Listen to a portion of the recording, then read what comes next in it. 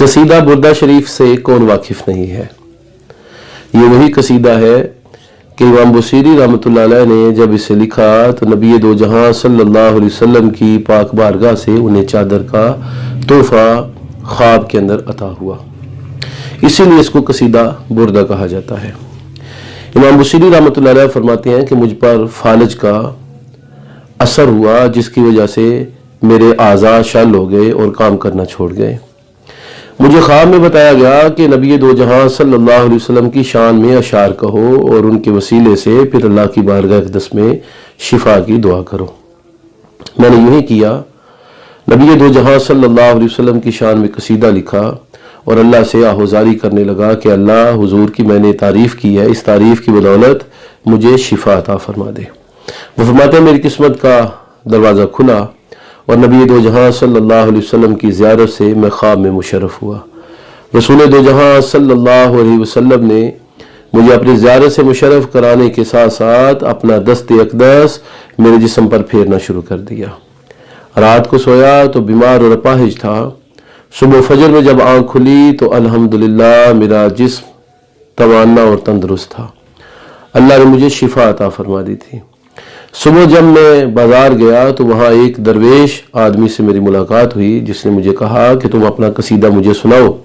میں نے کہا میں تو بہت سارے قصیدے لکھے ہیں، کون سا قصیدہ سناؤں؟ اس نے کہا وہی قصیدہ کہ جو تم نے چند دن پہلے لکھا ہے۔ میں نے نبی علیہ الصلوۃ والتسلیم کی بارگاہ اقدس میں حاضر تھا، خواب میں نے دیکھا کہ نبی علیہ السلام تمہارا قصیدہ سن کر یوں جھوم رہے ہیں جس طرح ہوا کے اندر سبز باریک ٹہنی جھومتی ہے۔ اس وقت امام بصیری رحمۃ اللہ علیہ نے یہ جانا کہ میرا قصیدہ بارگاہ رسالت میں مقبول ہو گیا ہے۔ اب ہم آتے ہیں اس موضوع کی طرف کہ کس سے تعبیر خواب نہیں پوچھنی چاہیے۔ تو خانوادہ اہل بیت کے بہت بڑے عالم باصفا حضرت امام جعفر صادق رحمۃ اللہ علیہ فرماتے ہیں کہ 4 افراد سے تعبیر خواب نہیں پوچھنی چاہیے۔ ان میں سے پہلے نمبر پر وہ لوگ ہیں جو بد دین ہوں، احکام شریعت پر عمل نہ کرتے ہوں۔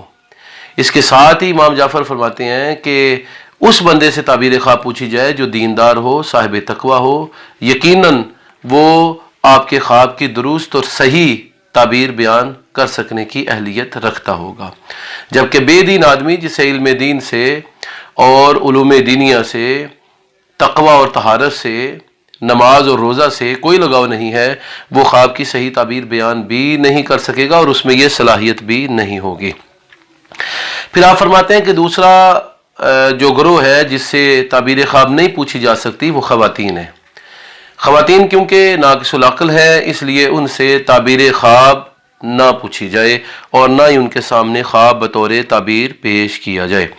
وہ وجہ یہ بیان کرتے ہیں کہ اسلام نے کیونکہ معاشرتی معاملات میں عورت کی گواہی کو مرد کی گواہی سے آدھا قرار دیا ہے، 2 عورتوں کی گواہی ایک مرد کی گواہی کے برابر ہے، اس لیے وہ فرماتے ہیں کہ عورتوں سے بھی تعبیر خواب نہ پوچھی جائے۔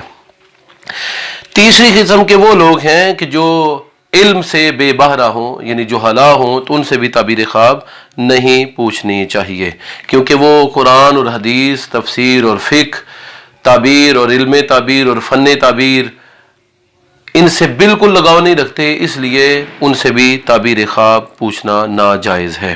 اور چوتھی قسم امام جعفر فرماتے ہیں کہ اپنے دشمن سے، اگرچہ وہ بہت بڑا عالم اور بہت بڑا نیک اور متقی کیوں نہ ہو، چاہے وہ علم تعبیر رؤیا کا ماہر کیوں نہ ہو، اس سے بھی تعبیر خواب نہیں پوچھنی چاہیے۔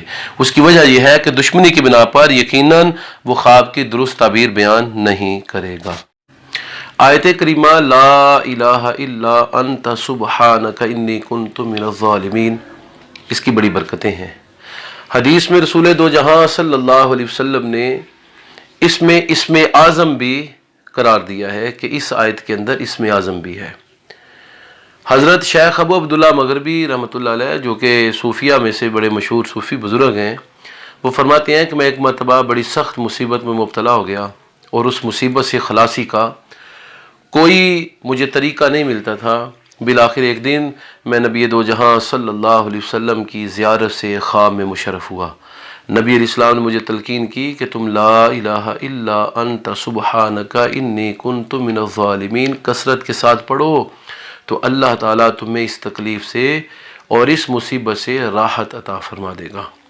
شیخ ابو عبداللہ مغربی رحمۃ اللہ علیہ فرماتے ہیں کہ میں نے جو ہی یہ آیت کریمہ پڑھنا شروع کیا، رب تعالیٰ نے مجھ پر کرم فرمائی اور میری وہ تمام تکالیف اور تمام مصیبتیں بادل کی طرح چھٹ گئیں جو مجھ پر طاری تھیں، اور اللہ تعالیٰ نے ان تکلیفوں اور اذیتوں سے مجھے محفوظ فرما دیا۔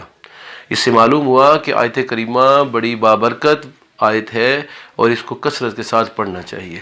یہی وجہ ہے کہ رسول دو عالم صلی اللہ علیہ وسلم کے صحابہ اعظام تشہد کے بعد جب دعائیں پڑھتے ہیں، رب اجعلنی مقیم الصلاۃ اور ربنا آتنا فی الدنیا، تو اس میں آیت کریمہ کو بھی پڑھا کرتے تھے۔